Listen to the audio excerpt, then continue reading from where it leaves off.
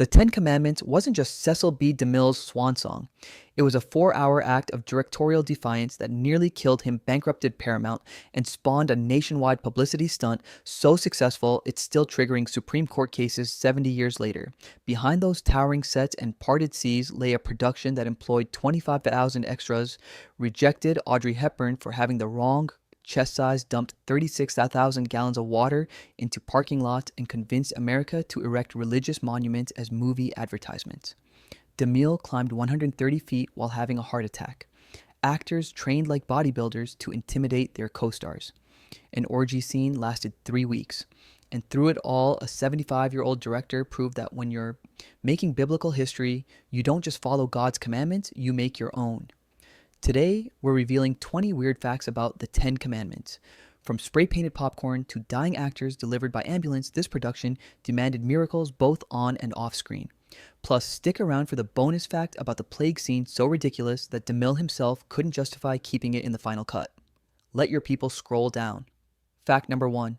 DeMille suffered a heart attack mid-production and returned 2 days later.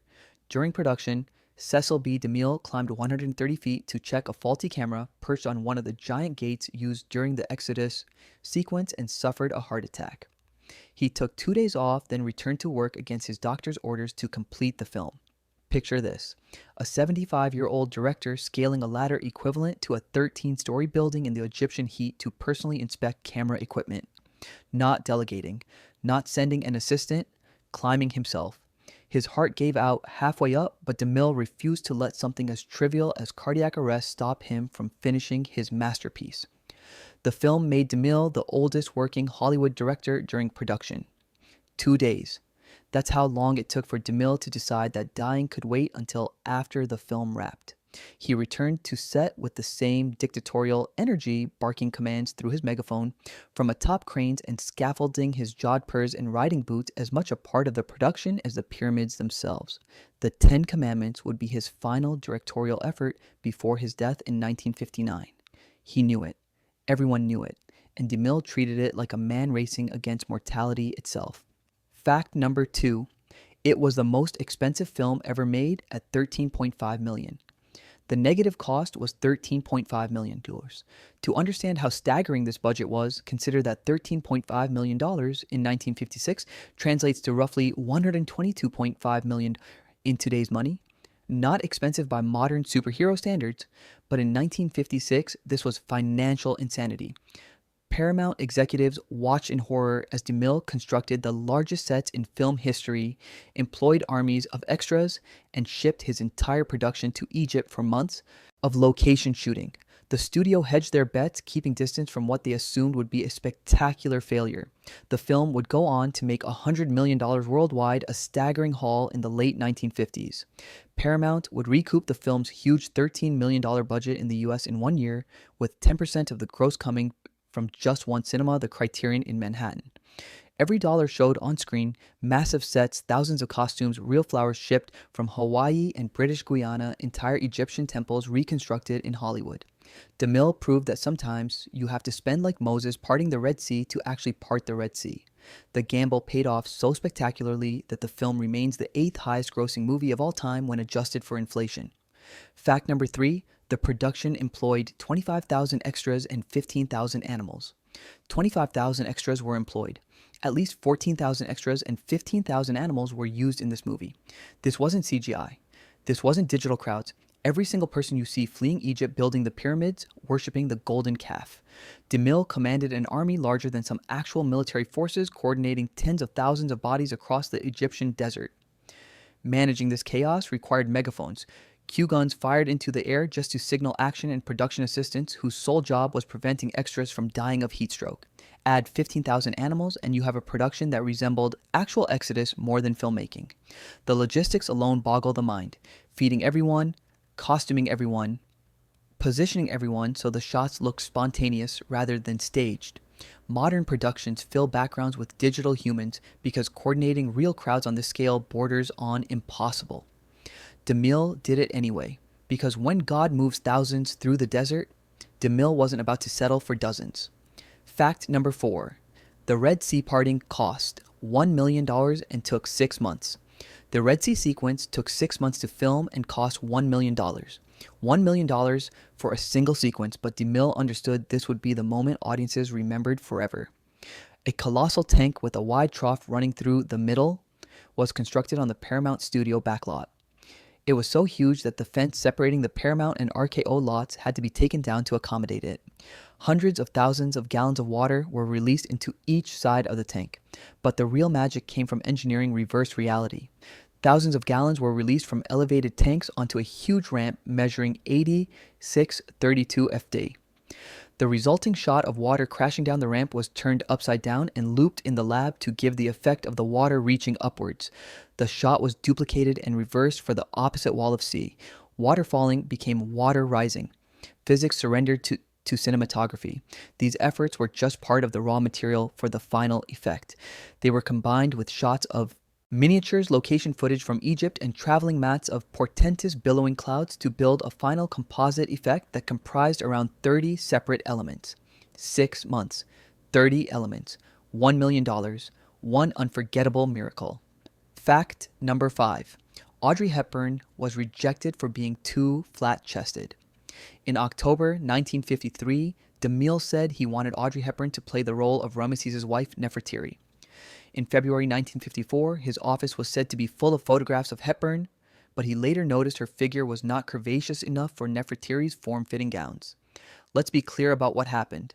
DeMille, obsessed over casting Hepburn, surrounded himself with her photos, convinced himself she was perfect. Cecil B. DeMille reluctantly decided to pass on her after it was judged that she was too slender. Imagine being Audrey Hepburn and being told you're not busty enough for pharaonic dress. In May, DeMille asked Vanessa Brown if she could fill out the clinging, revealing Egyptian costumes. She assured him she could, but also warned him that she had unattractive feet. The role eventually went to Anne Baxter, whose figure DeMille deemed appropriately Egyptian. Hepburn's career survived this rejection just fine, but one can't help wondering how different film history would be if DeMille valued talent over measurements. Then again, this was the director who made actors wear brown contact lenses so their eyes looked ethnically correct. Subtlety wasn't his strong suit. Fact number 6. They filmed on location in Egypt at actual biblical sites. In 1954, it was filmed on location in Egypt, Mount Sinai, and the Sinai Peninsula, featuring one of the largest exterior sets ever created for a motion picture. While Hollywood studios in 1956 typically built elaborate sets on soundstages, DeMille dragged his entire circus to Egypt, not to generic locations, to the pyramids of Giza, the actual River Nile St. Catherine's Monastery at the foot of Mount Sinai, and the temple complex of Karnak in Luxor. The Ten Commandments production team tried where they could to match the precise biblical locations to where they were shooting. This meant coordinating international filming permits, shipping equipment across continents, protecting costumes and cameras from desert conditions, and ensuring thousands of cast and crew didn't collapse from heat exhaustion. The Egyptian government cooperated because they recognized the tourism potential, but production still faced daily challenges. Dust storms, equipment failures, logistical nightmares, moving supplies through remote locations. DeMille insisted on authenticity even when authenticity nearly killed the production budget. The result? When Moses climbs Mount Sinai, he's climbing the actual mountain. When the Hebrews cross the desert, they're in the real Sinai. CGI couldn't replicate that weight, that presence, that sense of walking where prophets walked. Fact number 7. Yul Brynner started weightlifting to intimidate. Charlton Heston. When Yul Brynner was told he would be playing Pharaoh Ramesses II, opposite Charlton Heston's Moses, and that he would be shirtless for most of the movie, he began a rigorous weightlifting program because he didn't want Heston to physically overshadow him.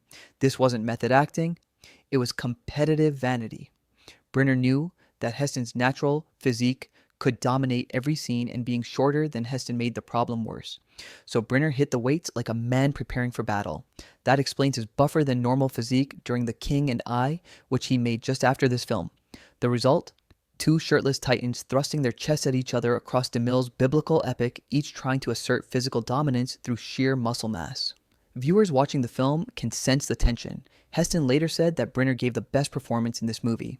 Perhaps being intimidated worked in Heston's favor, or perhaps Brynner's commitment to physical transformation bled into his portrayal of Ramesses' arrogance. Either way, DeMille got two actors willing to destroy their bodies for his vision. Sometimes, the best direction is casting actors too proud to lose. Fact number 8. Charlton Heston's newborn son played baby Moses. Those moments, great and small, help make DeMille's masterpiece one that families keep coming back to. Charlton Heston playing Moses in a scene from the 1956 biblical epic The Ten Commandments, directed by Cecil B. DeMille, Egypt. It was Heston's son in the crib. Heston's newborn son, Fraser C. Heston, played the infant Moses. DeMille deliberately timed the filming of his scenes for when Fraser was about 3 months old, the age of baby Moses, when his mother put him in the basket on the Nile. This wasn't just convenient casting, it was DeMille's obsession with authenticity extending to infant age accuracy. Fraser Clark Heston, born February 12, 1955, became a character in his father's most iconic role before he could form memories. The basket scene required timing production around a baby's development stages, which meant DeMille built his entire shooting schedule partially around when Fraser would reach 3 months. That level of detail captures DeMille's manic attention to every frame. Fraser grew up to become a film director, screenwriter, and actor himself, forever able to claim he appeared in one of cinema's greatest epics before he could walk. Not a bad first credit. Though one imagines family reunions involved a lot of "you played me as a baby" jokes. Fact number 9. The hail was spray-painted popcorn. Animation was employed to create the hail as it was falling from the sky in the background, but popcorn that had been spray-painted white fell as hail onto the pavilion of Ramesses' palace. It was light, so it could not hurt the actors, it bounced like real hail, and it could be swept up and used again for additional takes of the scene. Sometimes the most effective special effects come from the craft. Services table. DeMille needed hail for the plague sequence. Something that bounced convincingly, wouldn't injure. Actors could be reused for multiple takes and photographed well in VistaVision color. His solution? Industrial quantities of popcorn sprayed white. The fire that burned from the hail was created by animation. The combination of animated fire-painted popcorn and dramatic performances created one of the film's most effective plague sequences. Modern audiences watching on Blu-ray have no idea they're seeing thousands of pieces of snack food raining down on Egyptian royalty. The popcorn could be swept up, reloaded, and dropped again. Economical, practical, and absurdly effective. This is old Hollywood ingenuity at its finest. When you need God's wrath manifested as frozen precipitation, raid the concession stand. Though one wonders what happened to all that spray-painted popcorn after filming Wrapped. Did someone try eating it? These are the questions that haunt film history. Fact number 10, DeMille erected 10 Commandments monuments across America as a publicity stunt. Cecil B. DeMille promoted the film by placing 10 Commandment monuments as a publicity stunt for the film in cities across the United States.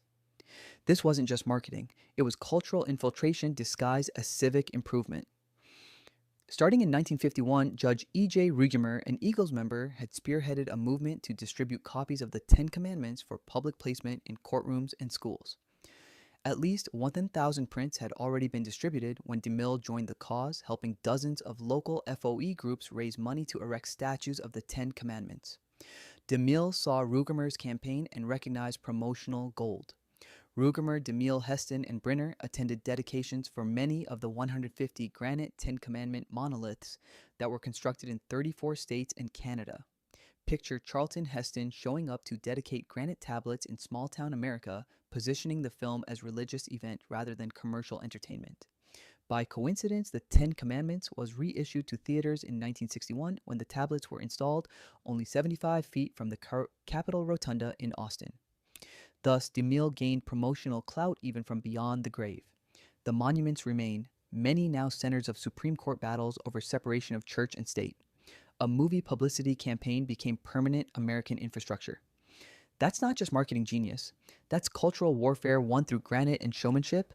And go ahead and like and subscribe because we're about to reveal why the orgy scene took 3 weeks, how DeMille had an elderly actor delivered by ambulance, the secret casting notes that prove he almost rejected Charlton Heston, and the plague scene so ridiculous that even DeMille had to cut it from the final film. Fact number 11. The orgy scene took 3 weeks and extras begged to escape. Heston remarked on the orgy scene, which took all of 3 weeks to shoot. The entire exercise became so grueling and tiresome, he said that he heard one female extra complain to nobody in particular. "Who do I have to fuck to get out of this picture?" 3 weeks of filming, decadent revelry sounds like fun until you realize it meant 3 weeks of wearing minimal costumes, dancing, repeatedly pretending to be drunk on cue, and maintaining energy while DeMille demanded perfection across hundreds of takes. According to Hollywood lore, while filming the orgy sequence that precedes Moses' descent from Mount Horeb with the 2 stone tablets on which the 10 Commandments are engraved, producer and director Cecil B. DeMille was perched on top of a ladder, delivering his customarily long-winded directions through a megaphone to the hundreds of extras involved in the scene. Imagine, exhausted extras sprawled around the golden calf while an elderly director lectures from above about the spiritual corruption their performances need to convey. The paradox of filming an orgy is that actual orgies don't require 15 camera setups and detailed choreography. By week 3, the extras understood that playing debauchery is significantly less fun than actual debauchery. That unnamed female extra's complaint became legendary on set, perfectly capturing the exhausted irony of spending weeks pretending to have fun while actually being miserable.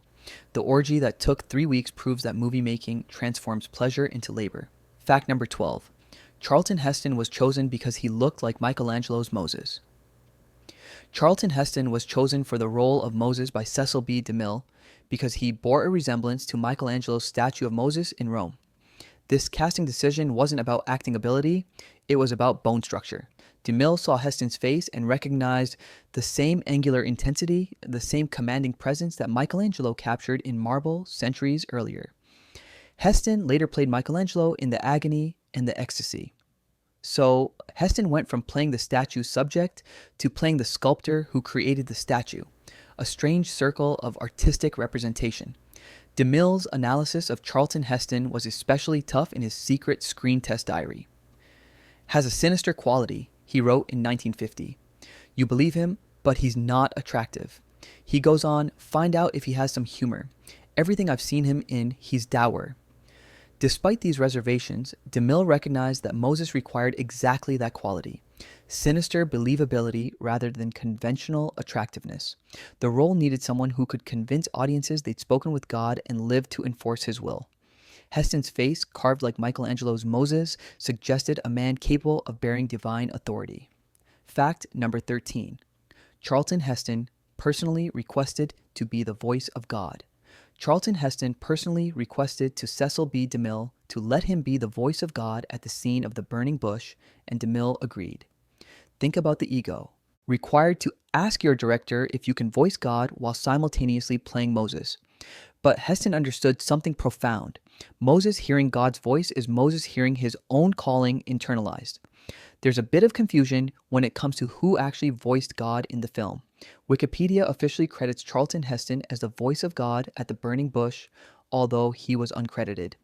DeMille's publicist and biographer Donald Hayne confirmed this, but said that he provided the voice of God giving the 10 Commandments to Moses. So Heston voices God at the burning bush, the moment of calling, while someone else voices God giving the commandments. This distinction matters. Heston voices the internal revelation the moment Moses discovers his purpose. Someone else voices the external law giving. The voice was used heavily throughout the movie, but was modified and mixed with sound effects, making identification difficult. The confusion over whose voice belongs to God feels appropriate. When you're filming, the divine ambiguity serves better than clarity. Fact. Number 14, DeMille kept secret. Casting notes revealing brutal actor assessments. DeMille kept a never-before-seen secret diary of his screen tests. He tested Audrey Hepburn for the role of Moses' love interest, Nefertiti. But DeMille found her breasts too small for the voluptuous costumes. These weren't diplomatic production notes. These were unfiltered judgments that would destroy careers if made public. Not pretty about Audrey Hepburn, the same Audrey Hepburn that half the world considered the most beautiful woman alive? DeMille's aesthetic priorities clearly differed from conventional taste, but the assessments got more revealing. DeMille's analysis of Charlton Heston was especially tough. "Has a sinister quality," he wrote in 1950. "You believe him, but he's not attractive." He goes on, "Find out if he has some humor. Everything I've seen him in, he's dour." Imagine Heston reading these notes decades later. Learning the director who made him Moses privately thought he lacked humor and wasn't attractive. These secret diaries reveal DeMille's mind. Coldly analytical, brutally honest, completely unburdened by tact. He cataloged actors like specimens, noting physical deficiencies and personality defects with scientific precision. The diary proves that even in the golden age, directors privately thought exactly what they couldn't say publicly. DeMille just wrote it all down, assuming nobody would ever read it. Surprise. Fact number 15. Anne Baxter had costume fittings for 8 months. Anne Baxter wrote that she and costume designer Edith Head had fittings on the unbelievably extravagant gowns for 8 months. 8 months of standing while fabric specialists pinned, adjusted, and reconstructed costumes designed to make Nefertiti the most visually striking woman in Egypt. Head's designs for Nefertiti were inspired by the life-size depictions of the real queen inside her tomb in the Valley of the Queens. Nefertiti's vulture crown and gold cloth dress with protective wings were copied from a painting in the tomb and the statue of Karamama, the divine adoratrice of Amun. This wasn't costume design. It was archaeological recreation combined with Hollywood glamour. Every gown required research, authentic materials, and construction techniques that honored Egyptian tradition while remaining cinematic. Baxter wanted to wear a putty nose to look more Egyptian, but DeMille preferred her real nose. She was willing to alter her face, but DeMille drew the line. Apparently, noses were negotiable, but bust sizes weren't. 8 months of fittings meant Baxter spent more time being dressed than many films take to shoot entirely. The commitment paid off. Her costumes remained iconic, each gown a masterpiece of design. But 8 months, that's longer than most marriages last in Hollywood. Baxter earned every frame looking fabulous. Fact number 16. Martha Scott was only 10 years older than her son, Charlton Heston. Martha Scott, who played Charlton Heston's mother in his 2 biblical epics, The Ten Commandments and Ben-Hur, was only 10 years older than her on-screen son. Let that sink in. Moses' mother, who gives birth to him and watches him grow into manhood, was played by an actress who could have been his older sister. Scott was born in 1912, Heston in 1923, literally 11 years apart. But Hollywood makeup lighting and the audience's willingness to suspend disbelief made it work. The absurdity compounds when you realize Scott played Heston's mother twice. First in The Ten Commandments, then again in Ben-Hur. DeMille clearly didn't care about realistic age gaps, he cared about performances. Scott brought maternal gravitas despite being barely older than her screen son. It's testament to both actors' abilities that nobody watching questioned the relationship. This wasn't uncommon in classic Hollywood. Studios routinely cast young actresses as mothers while their male co-stars aged naturally. But 10 years? That's pushing even Hollywood's flexible relationship with time. Still, if audiences believed Charlton Heston talked to God, they could believe Martha Scott birthed him a decade after being born herself. Compared to parting with the Red Sea miscasting ages, barely register as a miracle. Fact number 17. DeMille remade his own 1923 silent version. First announced in 1952. The Ten Commandments is a remake of the prologue of DeMille's 1923 silent film of the same title. For more than 20 years, and especially after World War II, DeMille had received letters from people worldwide who asked him to make a new version of his 1923 silent film, The Ten Commandments, because the world needs a reminder, they said, of the law of God, which is the essential bedrock of human freedom. This wasn't ego-driven remaking. It was DeMille responding to decades of requests from audiences who believed his original film carried moral weight the modern world desperately needed. The 1923 version combined biblical prologue with modern morality tale. The 1956 version eliminated the modern storyline entirely, focusing exclusively on Moses. For the later version, DeMille dropped the modern-day storyline in favor of profiling more of Moses' early life. DeMille understood that audiences in 1956 needed pure biblical spectacle, not contemporary parallels. He'd spent 33 years between versions, watching cinema transform from silent to sound black and white to color modest to spectacular. His remake became his masterpiece, proof that given modern technology and unlimited budget, he could achieve the vision he'd approximated in 1923. Few directors remake their own work. Fewer still make the remake their career-defining achievement. Fact number 18. H.B. Warner was delivered by ambulance from his nursing home. H.B. Warner, Aminadab, an old Hebrew man about to die in the desert during the Exodus sequence. At the time of filming, Warner was as frail in real life as he appeared in this movie. Producer and director Cecil B. DeMille wanted Warner to play the blind one so badly that he arranged for an ambulance to pick Warner up at his nursing home and bring him to the set for his cameo. This fact encapsulates DeMille's obsession with authenticity and Hollywood's strange relationship with mortality. Warner was dying. Everyone knew it, but DeMille needed him for one scene, a brief appearance as an ancient Hebrew awaiting death in the desert. The role required someone who genuinely looked like they were reaching the end. Warner delivered that naturally because he was literally dying. DeMille arranged ambulance transport because Warner couldn't travel conventionally. The man arrived, performed his scene with the weight of actual mortality, then was driven back to his nursing home. This was his last film appearance. He died shortly after. Some might call this exploitation. Others might argue DeMille gave Warner a final moment of dignity, appearing in what became one of cinema's greatest epics rather than fading away anonymously. The truth probably lies somewhere between, but the image remains haunting. An ambulance pulling up to set, paramedics helping a dying actor to his mark cameras rolling, while mortality waits patiently just off screen. Fact number 19. Critics hated it, calling it Sexodus an epic balderdash. The critics hated the film. It was released on October 5th, 1956. One critic tagged it, Sexodus another epic balderdash. The New Republic deemed it longer than the 40 years in the desert. Critics savaged the Ten Commandments with the kind of vicious creativity that only comes from watching something monumentally successful that they personally despised. Sexodus, acknowledging the film's sexual undercurrents while mocking its biblical pretensions. Epic balderdash, dismissing the entire enterprise as overblown nonsense. Time thought the film was something roughly comparable to an 8-foot chorus girl. Pretty well put. Together, but much too big and much too flashy. The reviews dripped with contempt for DeMille's bombastic style, his obvious religious messaging, his refusal to let subtlety interfere with spectacle. But audiences loved it. The film earned $34 million in its first year, second only to Ben-Hur for the decade. By 1959, it had been seen by 98.5 million people. Critics and audiences diverged completely. Critics wanted restraint. Audiences wanted exactly what DeMille delivered. Overwhelming biblical pageantry that made them feel small before something enormous. The disconnect reveals eternal truth. Critics analyze craft, audiences experience emotion. DeMille understood his audience better than critics understood their own irrelevance. Sexodus became one of the most profitable insults in film history. Fact number 20, it remains the 8th highest grossing film ever. According to Guinness World Records, in terms of theatrical exhibition, it is the 8th most successful film of all time when the box office gross is adjusted for inflation.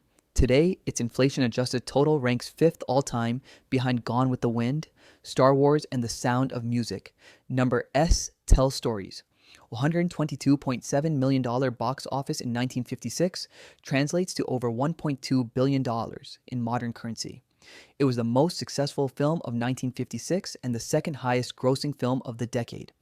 Regularly reissued theatrically, then sold to television and released to home video and DVD, The Ten Commandments continues to make money on Blu-ray and on streaming services. The film never stopped earning. Theatrical re-releases in 1961, 1966, 1972, and 1989. Annual television broadcasts every Easter.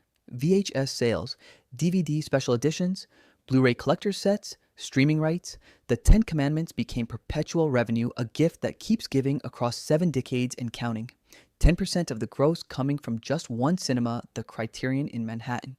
One theater contributed 10% of domestic earnings, evidence of how roadshow releases with reserved seating created theatrical events rather than casual movie-going.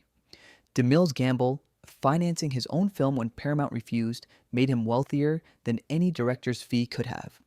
The film's enduring profitability proves something eternal. Give audiences spectacle they can't create on their television and they'll pay to experience it forever.